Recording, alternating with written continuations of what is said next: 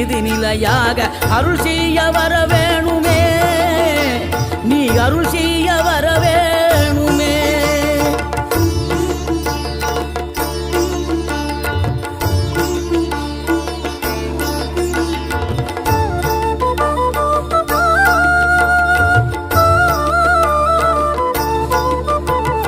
இகழ்தலையும் புகழ்தலையும் ஒரு முகமாய் கருதும்படி செவி உரைத்த முத்து குமரன், நீ வறுமையையும் வளமையையும் சமநிலையை உணரும்படி மதி கொடுத்த செல்வ குமரன், தடை 100